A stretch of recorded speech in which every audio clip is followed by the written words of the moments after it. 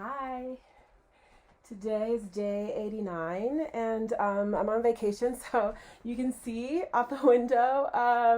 We're at a ski resort. It's utterly beautiful. It's called Chimbulak. It's just up the mountains from Almaty, Kazakhstan. And it's gorgeous here. So I just want to do a quick video. I'll start off with what I look like. I'm in my pajamas. I just got out of bed.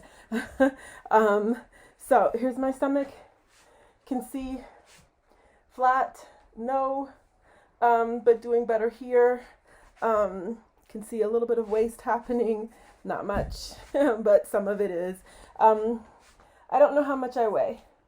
You can't see everything. I don't know how much I weigh. This is my legs. I don't know how much I weigh right now, but I feel good. I feel good. I wanted to show you the view, but I don't know if I can do the view and me with the right amount of light. Maybe I'll turn this around, which means you're going to see our hotel room. Okay. So, yeah, it's nice and toasty here at the radiator. I'm a little bit emotional today. So I still don't know what I weigh. I just don't. But I feel better. I feel the definition coming back in my face.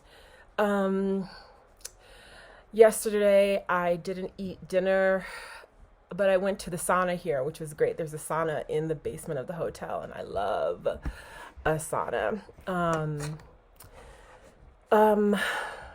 Sorry. I skied yesterday. I think I did a video from the chairlift.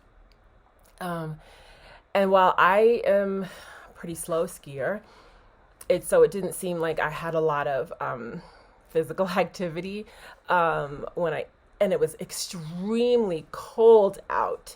So I want to say that because in the video, my mouth wasn't moving normally. And it was because it was so cold that I've never felt this. I couldn't move the bottom of my face. So from like here down, I couldn't control it that much. So I couldn't really smile. I couldn't move my bottom lip almost at all, and my top lip just a little bit. So if I looked weird, that's why. I felt that, not just while I noticed it when I was doing the video, but I felt it also when we were coming down in the mountain for the last run, and I was getting onto the gondola, and I started talking again. I was like, oh, this, I can't control it. I don't know how to describe it. I want to say an analogy is like it's similar to when you go to the dentist and you get Novocaine and you can't feel what your bottom lip is doing or whatever the side of your face that got the Novocaine is doing. But it's not quite that. It's something totally different. I felt very stiff. I felt with Novocaine, you sort of don't know how you're moving, so everything will be like that. But with this, it just felt very stiff. Like this was almost like wood, and it was like moving it was was very difficult. Anyway, so if I looked weird yesterday, that's what that's about. After skiing, I took my kit off. I took, the ski pants. It's extremely cold here. And by extremely cold, I want to say yesterday was maybe -6 degrees Celsius. Figure whatever that is in Fahrenheit. It was well below zero, and it's windy, and it's -6 actually here at the hotel.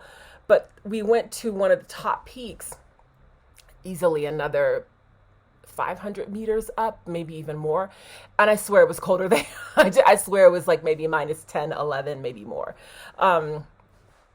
It's very, very cold. So when I came in, so to ski in this, you wear, and everybody here, you wear, of course, your ski outfit. For me, it's a big overall and of course, a jacket. But then, of course, you wear long underwear. I wore leggings that had like a thermal inside, and I wore a t-shirt, and I wore a cashmere like sweater that my mother gave me that's extra warm, socks, etc. So when I got back and pulled my stuff off, I was drenched. I mean, you would have thought that I had like just dropped into the pool and then put my ski suit on, my ski suit on. That's how wet my clothes were. So I didn't feel like I did any exercise, but because I was so drenched in sweat, basically, maybe I did burn some calories skiing. And then we went to the sauna, and I love a sauna. So I was in there for like an hour and a half. It's really interesting here because Kazakhstan is a Muslim country. You forget that a little bit sometimes because like you don't hear the mullahs calling for prayer like in Istanbul or anywhere in Turkey. You hear that, you hear that 5 times a day. Of course, you see people dressed in traditional, or in conservative Muslim wear, headscarf, etc., or even really traditional clothing that's culturally kind of traditional. And here, it's very westernized, and basically, it's still quite Russian. It's got this wonderful mix of Russia and Asia, or I should say Europe maybe, but this Russian European kind of vibe, and Asia. If you look at at a map. And this is like Mongolia, it's not, but like, this is Kazakhstan, and this is Mongolia, like they sort of kiss. There's like one like tiny point where they touch. But like, that's kind of, I feel more like that's the vibe you get. I mean, 70% of the people in 70 plus, maybe 74% of the people in Kazakhstan are ethnic Kazakhstanis, are original Kazakhstani people. And visually, for my eyes, they look Asian, Central Asian. That's where we are. We're in Central Asia. And only about 15% or even less of the people here are ethnic Russians. And by ethnic Russians, I mean, I'll just speak clearly, white looking Russians, because many Russians are Asian looking because that's just the land mass. And that's the land mass that it covers, and most of it is in Asia. There's that one western part of it that is sort of European, and where people just look white Slavic. Most people do look Asian, and here you sort of have that same mix. It's much bigger, obviously, more Asians, and then this minority of Slavic white Russians, but it's like that's the dominant culture, and maybe that's left over from the USSR times. This country gained independence about 30 years ago. It was the last piece of the USSR to leave. So geopolitically, thinking about that now, when you hear about the conflict in the Ukraine, this war that Russia is waging on the Ukraine to gain it back and to recreate sort of Mother Russia, the big USSR, and the fear that many other countries around have of Russia sort of coming back and taking over, because there are ethnic Russians living in these places that want to live a Russian lifestyle and want to live and have the benefits of Russian identity, and Russian systems, I guess. Don't know how I got off on that tangent. But anyway, talking about being here and talking about the fact that this is a Muslim country. Oh, I guess what I wanted to say is that there's this fear in many countries around Russia about, whether Russia's going to come in and try to take over. And we ended up having a kind of a long, I won't say uncomfortable because I wasn't in it. My fiance was having the conversation, but it was a long conversation with people here who are ethnic Russians and, who were sort of longing for, Russia to come in and take this country back too. And we were kind of like, well, what do the majority of the people here want, who maybe aren't ethnically Russian and are enjoying being their own country? That's a big topic, and obviously that's pretty much all of what the war in Ukraine is based on, and it's what happened in Georgia 8 years ago, 2014, this idea of taking back of these lands because Russians are living there and therefore they should still be part of Russia. And then this greater idea of like returning to the USSR, the great Soviet Republic. I say all that because I'm in a Muslim country. You cannot forget this. But you do forget it because it feels so Western. And I think that's based on years of Soviet living, where maybe some of this, the original culture, the traditional culture here was a bit suppressed. So we come to this ski resort. It feels so Western. I feel like I'm in a wonderful chalet hotel in Switzerland, until I can dress anywhere I want. I can say anything I want. I can do anything I want. People are partying, drinking. It's extremely Western and feels very European until it comes time for the sauna, which we went to last night. And we see, there's totally separate times.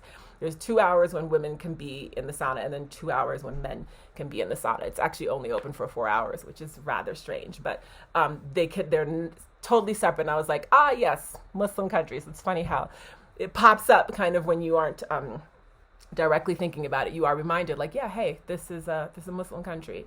So going to the sauna was great for me. I always feel rejuvenated. I always feel like I lose a little bit of weight. I've mentioned here before that I do tend to often be dehydrated, and the sauna does not help that. It just simply dries me out more. But I like the way I feel afterwards, and I like the way I look afterwards. And I feel like I was worried here about not getting any kind of cardio or any kind of exercise, and that gave it to me. It gave me a little bit of cardio, made me feel like I was burning something, and made me feel like I lost a pound or two. And I feel like I can see that in my face.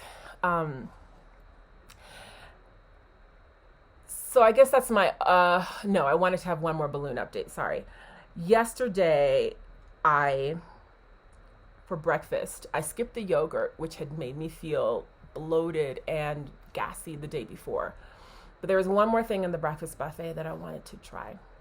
And that was, I'm trying to think of the Russian word. Grechka. I think it's grechka. Anyway, it's a porridge. When I opened the vat, and I skipped breakfast this morning, but if I go tomorrow, I'll video it. When I opened, there are two vats. When I opened the vat, one vat looked like cream of wheat. If you're in the US, you know what cream of wheat is, but very, very buttery, like super buttery. And the other one looked like a kind of oatmeal. I think just considering where we are and considering how popular grechka, Bulgur wheat is here in this Russian area, in Russia, very popular, and here also in Kazakhstan. I think it might have been some kind of oatmeal, but a type of oatmeal, but actually a porridge made from bulgur wheat. Also, I could see like the butter pool sitting on top of it. I wanted to taste a little bit of it though. So yesterday morning breakfast, I had literally, because I was with my mom and I said, I'm going to taste this. And she's like, what happened yesterday? And I'm like, I know, but I am going to literally have one spoonful. I took it was like a big bowl like this size, and there's one spoonful in it, which looked ridiculous, but I did it. Here's what happened. One spoonful was disastrous for me. I felt fine during the day, but by nighttime, which again, I guess is that like it began that 8 to 10 hour mark of when things start to happen. And then it's about 10 hours late after that I have these symptoms happen to me gastrically. Bubble guts. I did not have diarrhea, but I felt bloated and I felt gross. It's the butter. It's the butter. I really cannot tolerate butter. And most animal product foods, most dairy, with the exception that I now know of, having been in Kazakhstan here and trying traditional foods, with the exception of, and I'm almost embarrassed to say this in a Western environment, but horse meat. I didn't have a problem. I ate a little bit of horse meat that night we went to the restaurant, and I didn't have any problem the next day at all. The next exception is camel milk. I drank a whole glass of that. I had planned only to have a sip. Drank a whole glass, no issues, no gastric issues. And then I guess 2 nights later when we were watching the World Cup, and I ate the Russian caviar. No issue. So those 3 exceptions, no problem. But what's going on here? I still can't eat regular yogurt. I still can't tolerate butter. So it's kind of turned me off of breakfast. Thankfully, when you leave some of these Western countries, you get to see a different kind of breakfast. I think my favorite breakfast in the world is Turkish breakfast. But I remember being in Hong Kong and having like noodles for breakfast, and that was wonderful. I'm not a breakfast food person, so I love that I could get noodles for breakfast. And I was hoping that here there'd be some wonderful breakfast, and there are vegetables available, but that's it. It's like kind of blah white bread that's just toast. It's not great. And then tomatoes and cucumbers, and that's literally all I can eat from the breakfast buffet. So today I didn't go to the breakfast buffet. Today I slept in. It's my headset. Don't want anybody to think that that's random underwear sitting there. It's my headphones from my Russian class, or for anything on my laptop. So no breakfast today. I will go for lunch because we haven't had lunch in this restaurant. My fiance is skiing today, and he comes back around that time, so we may all have lunch together, and then I'll come in for my Russian lesson afterwards. And then I'll go for another sauna today. If I stay at the ski resort and only do sauna, I'll actually be fine. It will be kind of like a spa vacation for me. I'm very okay with that. There's also a heated pool outside right on the other side of our balcony, so I may go to that tomorrow too after the sauna. Have some champagne in the heated pool while it's snowing down on you. Oh, gorgeous. So that's it on my gastric updates. I'm not sure why I want to bring the rest of this up, but I'm going to go ahead and bring it up since it's already a long video, because as I've said from the very beginning, this is a mental game. This gastric balloon, the balloon doesn't do the work. You have to do the work. Even though this balloon makes me really, really ill when I eat lots of different types of foods that I used to eat, I still have to make a choice every time food comes up. I still have, not just every time food comes up, all day I have to make a choice about controlling cravings, rethinking why I'm eating, not just what I'm eating. Am I eating, because I feel sad? Am I eating because I want, to feel active with somebody? Am I eating because I want to go to a place? Am I eating because I want a distraction? I've talked about this before too. Am I getting seconds because I'm hungry, or am I getting seconds because I want to continue the good feeling that I had eating this thing, the flavor, the distraction, all of that? Making that analysis has helped me really work on eating more slowly. I will not say I eat slow, because I don't. I still probably eat fast, but I do chew longer than I did before. And I do actively try to extend a good food experience. Rather than revert to my old habit of, oh, that was delicious and that was good and I felt good, let's have more, right? Let's have another portion. So the emotional game is part of it, 100%. You have to know what's going on with yourself emotionally and deal with that, so that you don't fall into that sort of passive, subconscious or unconscious eating, where you find yourself, you're snacking, you're like, oh, I didn't even remember picking that up, but you're eating it. So yesterday, my fiance and I had a huge fight. We still actually weren't talking this morning. And that hurts. That's why I'm a little sad today. So he's a very, very good skier. He skis, I would say he's probably expert level. Skis off-piste. Skis very, very fast. Brings his own skis everywhere he goes, and has to have like metal skis. He's very particular about what he will ski on, so that's why he brings his. I grew up skiing, but not in a family that enjoyed skiing. So I skied whenever I was invited, or whenever there was a school trip skiing. That means that I have skied many times in my life, but it's only always once a year, right? It's the ski vacation. Even though I grew up in Germany, we just didn't have a habit of like every weekend going to the mountains. So when I ski, every time it's like I'm a beginner the first day. By like the second day, I'm like advanced beginner. Maybe by day 3, I'm a intermediate, and then that's kind of where I plateau. I never break above that. But every time I start again, it's like I'm literally starting again. So my fiance and I have a history where like when we go skiing, in the past he hasn't liked skiing with me because he likes to go fast. But I kind of called him out on it, and I said, look, if I take a lesson or if we're with a bunch of people, it doesn't matter. But if I'm by myself, if it's just us and you don't want to ski with me, it's sort of not fun. So he said, I want to ski with you. I want, this is our vacation. I want to be together with you. We'll ski together. And it went horribly wrong. It went terribly wrong. One thing I will say about being in Kazakhstan is like what happened to me in Georgia, the Republic of Georgia near Russia, to a smaller extent in Albania, much smaller extent, much more in Georgia. And it doesn't happen to me at all in Turkey. So one reason why I love Turkey, another reason why I love Turkey. When I'm in these places, and in Kazakhstan, it's been pretty severe, people stare at me. It makes me uncomfortable. People are photographing me. It makes me uncomfortable. And people will film me surreptitiously sometimes, and sometimes flat out come out and just, with the camera in front of my face.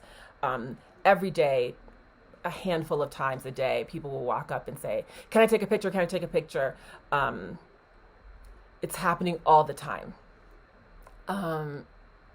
It's because everywhere we go, my mother and I are the only 2 people who look like this. We're the only 2 Black people in the area. I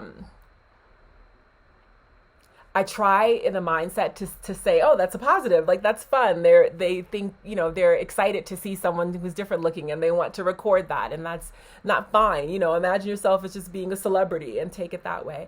But what happens is people also get this laugh when they see you, and there's this pointing that happens, and pointing and laughing feels like ridicule. I know they're laughing out of like nervousness or excitement of like, oh my God, hey, look, ha ha ha.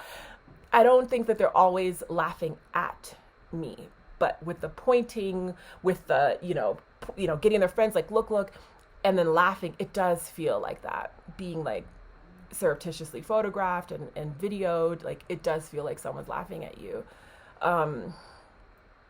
So that's sort of been underneath everything on this trip, and it's rough. I try to take it, smile, and I just simply say, no, I can't take a photo. Like, no, because I don't do that. My mom has been, I didn't even know that, when she goes out on her own, people have been trying to photograph her, and she said yes, and she smiles and she chats with them. For me, that's just a no, you don't do that.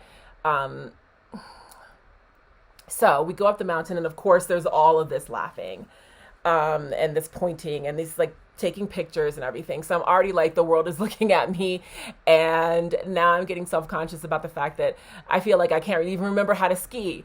And also I get a little psyched out. This mountain is very steep and very high, and we go to the top, and I'm very comfortable on a blue slope, but these are reds. And my fiance is like, well, they're wide, but I'm like, okay, wide, but steep. And I didn't start skiing until the afternoon. So it was a little bit icy, and that I don't like. I'd rather ski on, of course, everybody likes skiing on fresh snow. I like skiing on fresh snow. I don't like skiing on packed snow that gets icy. I don't ski well enough to control. It's like being on an ice skating rink. You're just sliding, and then I get out of control. This is going long, so I'll just be clear. The other thing I should say, just to add to why it didn't work with us skiing together. So I was already feeling self-conscious because everybody looking, and I was already just assuming, this is my anxiety. I was already assuming everyone's looking, going, oh, Black girl, she's not gonna be able to ski. Ha ha ha, stupid. Oh my God, she's gonna be hilarious to watch.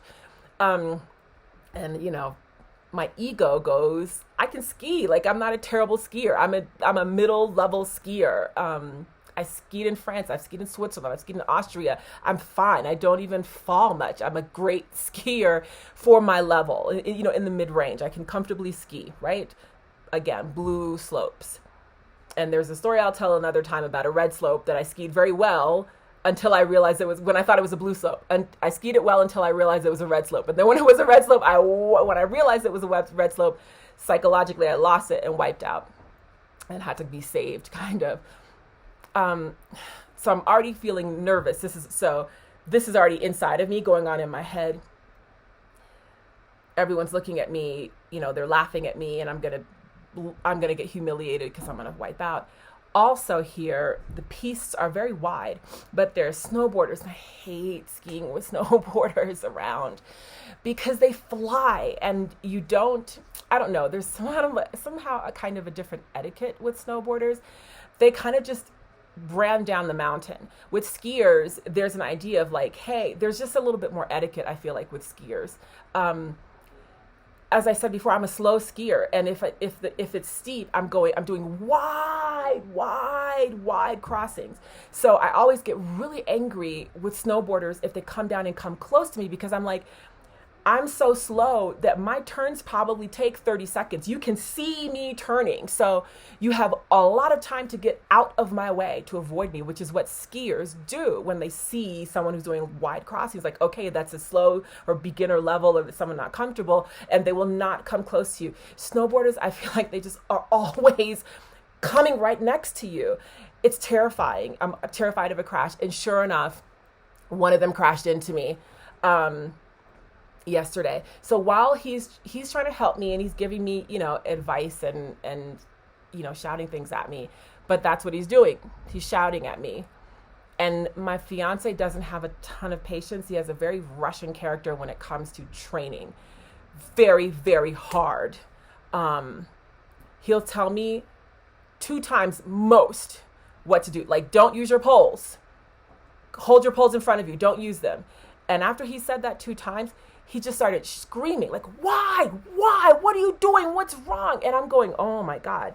So on top of the stress I'm having from just culturally what's happening, and then my anxiety, and then the fear of being hit. And I told him about my fear of being hit by these snowboarders. Now you're screaming at me, which is not the way that I learn. I don't learn when someone is like slapping me all the time. I learn, maybe this is the softy, Western, useless, fluffy, call it snowflake if that's the language you want to use, attitude. But I get better with positive feedback and fair, gentle analysis. Yelling at me, what's wrong with you? Why? The entire way down the mountain. So we did 3 runs together, and the last run I said, okay, I'm ready to go back. And he said, okay, yeah, I understand. We went back, but it was down a steeper red, and I just kind of was like, and he just kept going at it. And I didn't know how to talk about it, so I didn't bring it up. We came back home, everything was fine, and we sort of went our just different things. I went to the sauna with my mom and did some homework, and he chilled and did his own thing. And then at night, we were laying in bed, and I was like, I want to address it. And so I talked, it came up, I'll say that. Cause he also halfway brought it up, and we ended up in a huge fight where he really, I don't know, he couldn't sort of understand, all of my softy stuff. And but he also felt like I was attacking him by I guess, criticizing his way of teaching me. And his argument was, I'm successful. I've taught several people how to ski. So, and then he said things like, you can't be afraid to fall. You got to fall. In fact, he's like, maybe what I should have done is done things to make you fall, so that after you fall a couple times, it's like, okay, whatever, falling. Because that's the mindset you need to be. I got upset. I cried. He got angry because he felt like he was being attacked, and he felt like my argument didn't make any sense. And in the very end, he said something to me that really, really hurt my feelings. And he said, if you can't handle pressure and different stresses, then maybe you shouldn't be skiing. And that just because no one in my life had ever said that to me. I've always fancied myself to be a comfortable skier at my level. And have this person who's so close to you, who loves you, who cares about you, who's with you, who you plan to spend your life with. Just kind of I don't want to say kill your dream, but kind of kill an idea you had of yourself that was positive. It just hurt. It hurt. So we're not talking. While we were having that conversation, and this is a gastric thing or diet thing, I was drinking tea. And again, this unconscious eating, it was such an emotional, it didn't start emotional, the conversation, but it became emotional because he's like, I just don't understand you and you're attacking me. And I got up, and we have a bunch of, candy or sweets here. He has a sweet tooth. And I got this Scottish shortbread that my mother had gifted him. And I started eating that with my tea. So there it is. So that's just to say that I wasn't just sharing randomly my emotional stuff for no reason. Even after almost 3 months with this balloon, and really, really having built some good habits, in an extreme situation where we are literally laying in bed arguing with each other, I went back to unconsciously eating, snacking. So that's still something that I have to work on. I skipped breakfast this morning because we're going to have lunch, but also because I just didn't want to go and eat food for the sake of eating food. I don't need the extra energy. I wasn't going to ski today. Originally, my plan had been that I would go in the morning skiing with him, or we would do one run. He would go on higher, and I would, do a couple of lower runs here close by the hotel and then come back. I don't want to ski today after that conversation. And we didn't really talk this morning.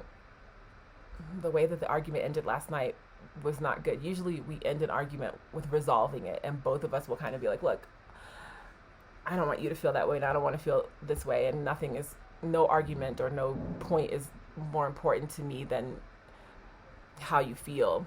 But that's not what happened last night. Last night, basically, he was like, then let's just not talk, because I don't want to continue to have these emotional conversations with you. That's hard to hear. So that's it. That's my balloon update for day 89. Tomorrow will be day 90. I wish I could get on a scale.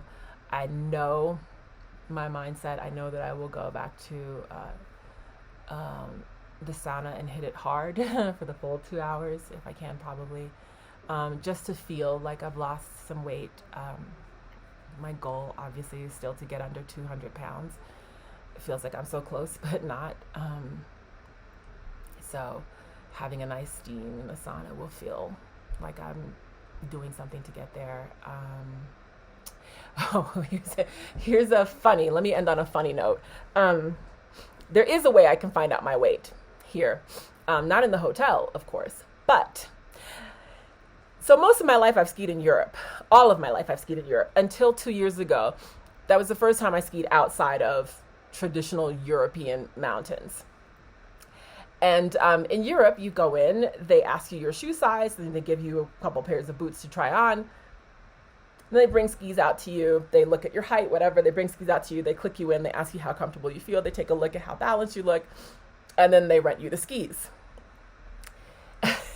Well, here on the eastern side of the continent of Eurasia, they do one further thing that I think they don't do in Europe simply out of chivalry. They ask your weight. And the first time this happened to me was when we skied in Turkey, 2020. 2020 into 2021. That week of Christmas, New Year's, and a couple days after. I was shocked. They ask you your weight, your height, your weight, your shoe size. Because it makes a difference on the ski that you have to take. So I didn't want to say in front of my fiance that I weigh over 100 kilos. It's kilos here. So I would always whisper it, and but that happened to me in Turkey a couple of times, so I knew to expect it here. And sure enough, we went in there, and the guy was asking me my stuff, and then he said, and your weight, and I literally moved my hand. My fiance standing next to me. I literally moved my hand like this to push him away. He got it and walked away. I don't know if he knew exactly why I asked him to walk away.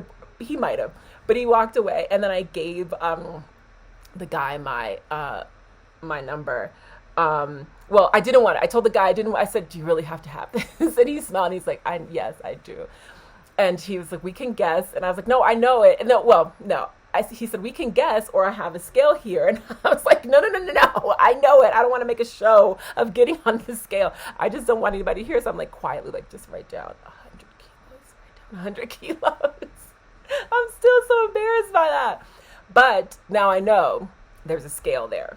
And that's 3 doors down from this hotel. So maybe what I'll do is I will go at some point this week before we leave this resort for my 3-month anniversary with the Orbera weight loss gastric balloon. I will go and weigh myself. And please pray for me that number is under 100 kilos. Please, Lord, let it be.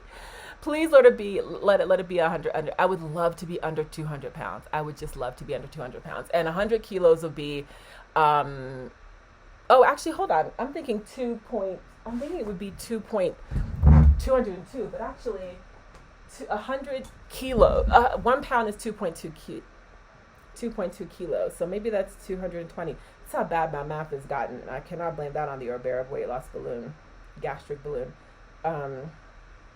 I'm just looking up calculator. Sorry that you're dealing with this in real time. I'll see if I can cancel. Oh, so hang on. Actually, I gave the guy too high of a number. I am under 100 kilos. So 100 kilos is 220 pounds. I don't know why I didn't put that together. Because a pound is 2.2 kilos. So technically, if I want to be...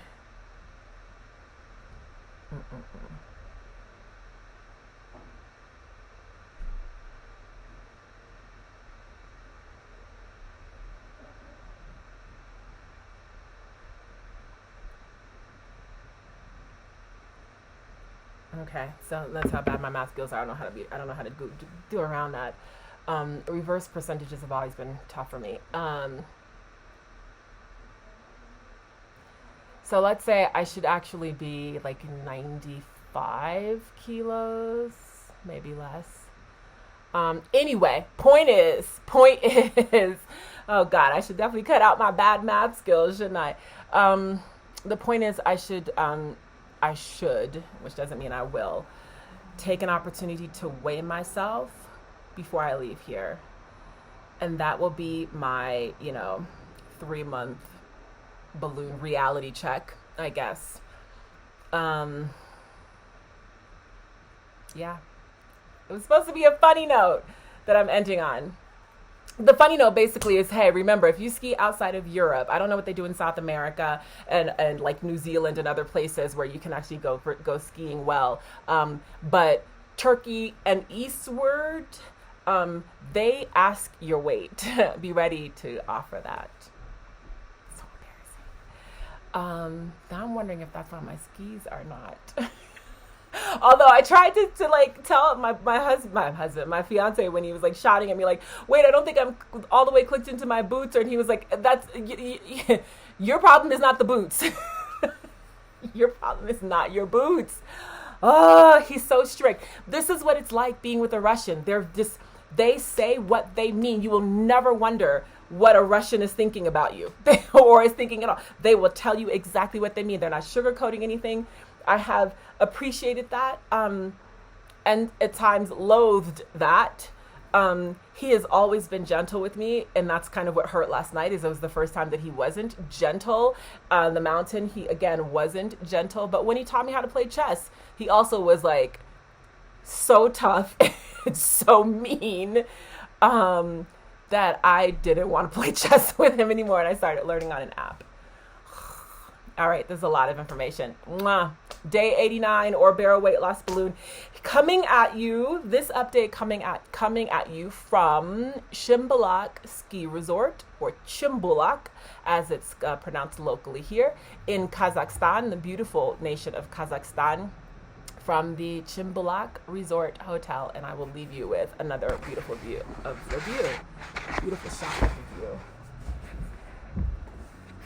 if you can see that from my window. Wish I was out there skiing, but I'm not. See you later.